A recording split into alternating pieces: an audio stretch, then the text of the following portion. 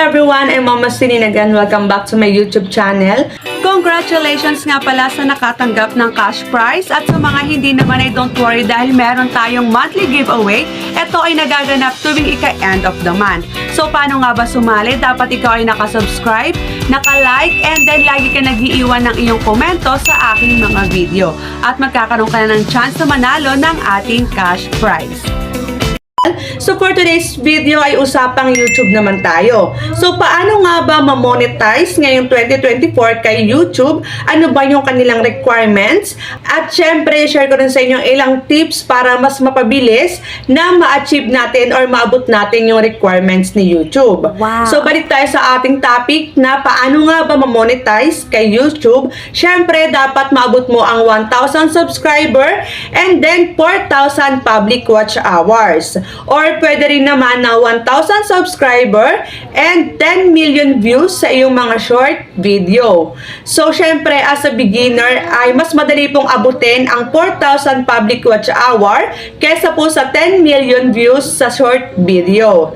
So, yan po yung requirements kay YouTube. Dapat ay maabot natin yan para tayo ay ma-monetize sa kanya. So, share ko lang sa inyo, nag-start po ako na gumawa ng aking YouTube channel ay January 2023. So, doon na po ako nag-start na mag-upload ng mga video and then na-monetize po ako is December 2023. So, halos 1 year din po akong nag-antay bago ko po naabot yung requirements ni YouTube at ako ay kanilang na-monetize. At once nga po na naabot na natin yung requirements ni YouTube, ay meron po mag-i-email sa atin at yun na nga po ay ang YouTube. So, nandun papakita nila kung ano yung mga dapat natin gawin.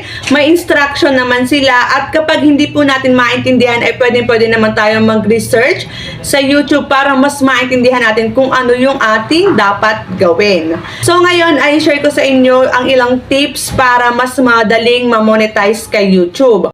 So, first ay content. So, ano nga ba yung content na sinasabi? So, dito sa content, yun yung nakapaloob sa video mo o yun yung tungkol saan ba yung video mo. So, kung ikaw ay bago pa lamang sa YouTube, mas maganda yung mga habit mo or hobbies mo ang iyong gagawin. I-share mo sa kanila. Halimbawa, hobbies mo ang pagluluto, dun ka magaling. So, yun, pwede mo yung i-content. So, kung ikaw naman ay mahilig mo masyal sa iba't ibang lugar, so, pwede mo rin i-content yung mga views na nakikita mo, i-share mo sa kanila. So, mga ganun ba? Kung ano yung gusto mong gawin, yun yung i-share mo. So, pwede naman na subukan mo lahat ng content. Yun nga, halimbawa is mga about sa cooking, mga about sa mga lugar, place na pinupuntahan mo. Pwede rin naman sa mga online loan application, mga reviews, and then mga tutorials. So, kung mahilig kang mag-makeup, pwede rin yung makeup tutorials. And so, marami diyang pwede i-content. At pwede mo lahat yung subukan and kung alin yung pinakamarami na views na napansin mo, na nakita mo, so dun ka magpo-focus. Kung nakita mo na maraming views yung online loan application na in-upload mo, so dun ka mag-focus, tuloy-tuloy lang ang iyong pag-upload about sa content ng online loan application. So, dito naman kasi sa YouTube is ang mga views ay may pagtaas, merong pagbaba. Pero hanggat merong nanonood sa'yo, ay huwag ka pong susuko. Dire-diretso lang yan kasi lahat naman nagsisimula sa mababa hanggang sa pataas. Basta po magtiyaga ka lang, upload ka lang ng upload ng video mo at pasasaan ba ay mamomonetize ka rin ni YouTube. So, pangalawa naman, syempre may content na tayo. So, pangalawa is thumbnail. So, ano nga ba yung thumbnail? So, halimbawa nga ang iyong mga binavlog is about cooking. So, kailangan maglagay ka doon ng exciting na pictures na talagang pag nakita ng viewers or ng mga manonood ay ikiklik nila dahil nga merong exciting silang nakita dun sa thumbnail mo. So, ganun, dapat gagandahan mo ng thumbnail para ma-attract yung mga viewers. And then, pangatlo naman, para mas madagdagan yung ating subscriber agad-agad, ay pwede naman tayong magpa-subscribe sa ating mga kakilala. So, syempre, unahin natin yung ating pamilya, mga kaibigan, mga classmate. Yan, magpa-subscribe po tayo sa kanila. Wala namang masama po doon.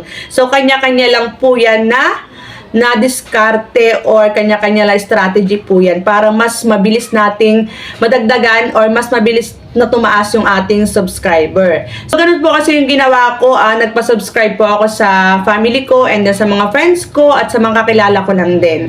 So, wala naman pong masama doon. Kung mag-subscribe man sila o hindi, okay lang po. At least, we try. Okay? So, ayan po yung mga tips na pwede nyo i-apply kapag kayo ay new beginner pa lamang sa YouTube. So, hanggang dito na lang ang aking video. Sa mga hindi pa nakakapag-subscribe, please subscribe to my YouTube channel and hit the bell button para updated ka sa aking mga latest vlog.